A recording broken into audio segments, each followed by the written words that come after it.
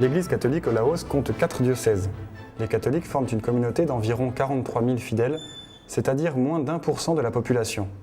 On compte 4 évêques, une vingtaine de prêtres, 76 religieuses, 16 séminaristes et 180 catéchistes. Depuis l'arrivée des communistes en 1975, aucun prêtre des missions étrangères de Paris n'a pu rester au Laos. Pierre Bach est arrivé dans ce pays en 1960. Il était missionnaire MEP.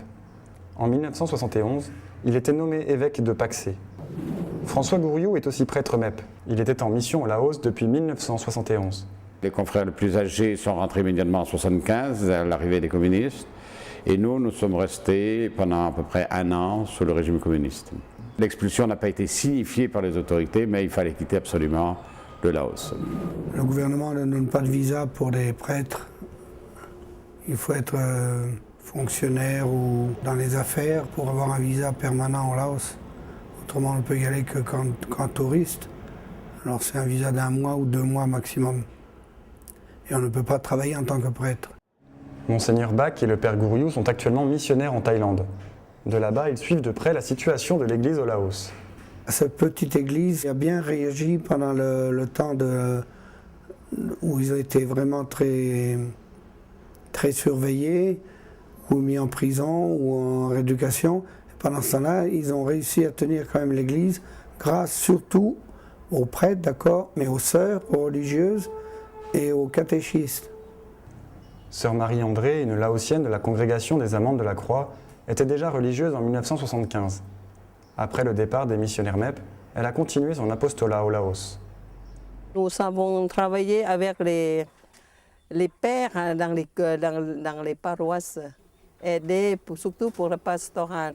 Catéchèse, préparation des sacrements, voilà, comme les baptêmes, les premières communions, les confirmations ou bien les mariages. Aujourd'hui, il semblerait que le gouvernement laotien tolère davantage l'Église. Ils ont pas mal évolué depuis 2 ans maintenant. Ils ont un peu libéré la pression qu'il y avait sur les religions, entre autres.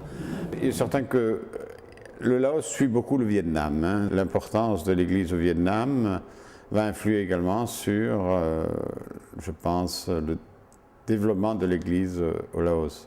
Idéologiquement, le gouvernement communiste laotien est d'obédience vietnamienne, considère comme les grands frères. Ça va être encore long probablement. Si le Vietnam reste ouvert, s'ouvre un peu plus, le Laos suivra.